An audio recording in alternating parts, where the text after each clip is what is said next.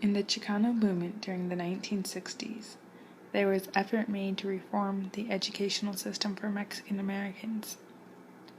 The Chicano students were unsatisfied with the quality of education they were receiving. Chicano youth and later parents as well were demanding better teachers and counselors, bilingual education, Mexican American principles, and more Mexican culture incorporated into the schools. In the Los Angeles area, there were walkouts and protests in 15 different schools. There were even 13 arrests made due to conspiracy charges. Because of the struggles these Chicanos went through, many improvements have been made.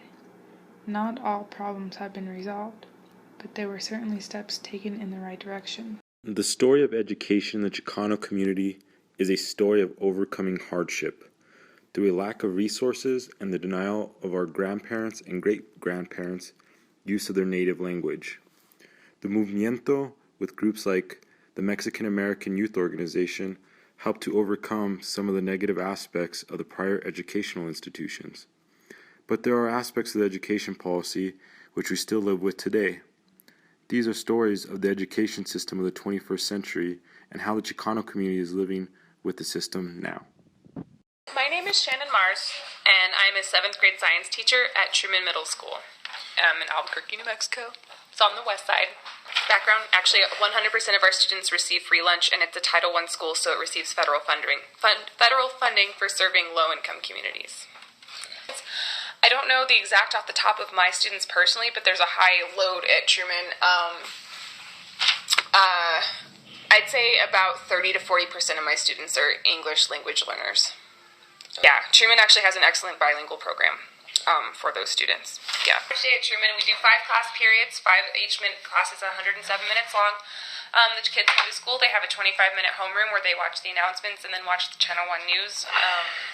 Channel 1 News is basically, it's a school-wide, or it goes through different public schools anyway. Then we start their first class. It's 107 minutes. I teach my content. Each one of my classes is between 25 and 30 students, and it ranges from gifted students to 2 of my classes are inclusion classes, which have A and B level special ed children who have usually low reading comprehension, sometimes low math skills. The majority did not attend college. We have the AVID program at Truman, which is a college enrichment program, but it's specifically meant for students who are going to be first-generation college attenders, and a lot of the kids show interest in this program. I saw some of the essays that they wrote, and one of the questions they ask is, did any of your parents go to college or graduate college? And many of the students, I didn't see a single one that answered that their parents had completed college. Some of the parents had attended but not completed. I'd say from what I've seen that the majority of my students, at least at this point in the 7th grade, intend to go to college. A lot of my students, I'd say, have the potential to succeed in college if they continue on the track that they're on. I'm recording an interview between me and Michaela Sanchez. Michaela works at Emerson Elementary School as student teachers at Adobe Acres. Michaela, what is the main ethnic group that you have in these classrooms, at both elementary schools?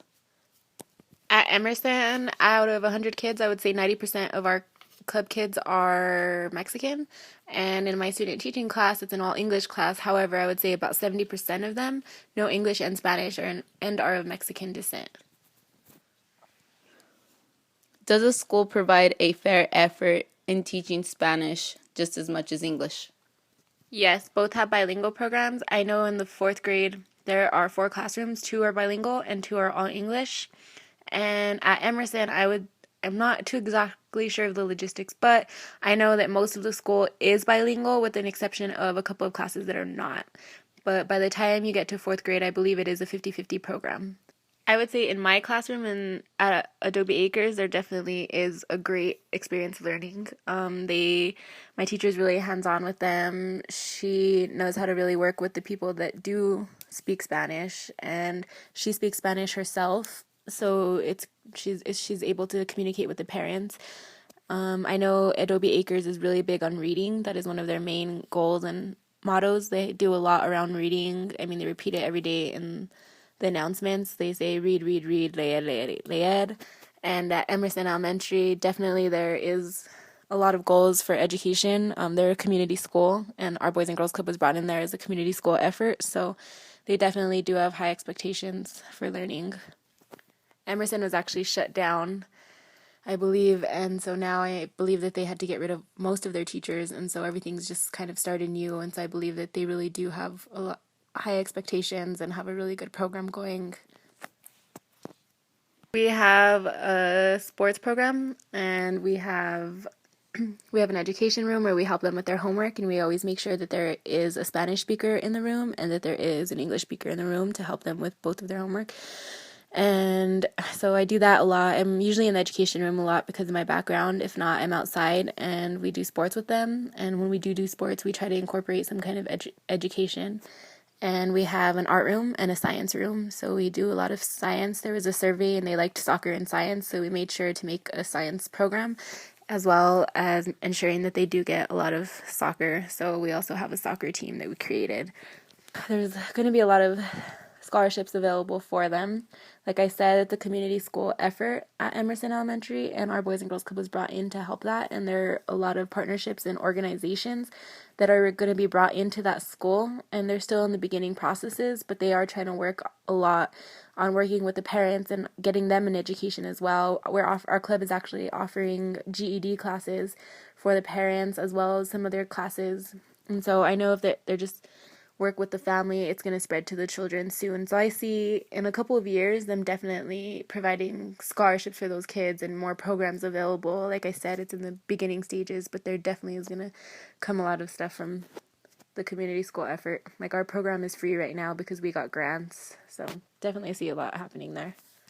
Today at UNM, according to reports and publications on the website of El Centro de la Raza, the Hispanic student population continues to face issues of access to the institution, educational equality, educational resources, and degree completion. The expected number of college-age Latinos will increase from 3 million to more than 8 million by 2040. These numbers are not likely to translate into a significant increase in college enrollments. College-enrolled Latinos will increase from fewer than 1 million to about 2 million. These statistics indicate that there is not adequate preparation in the current APS system to fully equip and encourage these Chicanos to further their learning in higher education, such as college. There are still many issues we are dealing with regarding education, but thanks to the work of the Movimiento in the 60s and 70s, there's progress toward an education system which gives the Chicano community more opportunity to advance.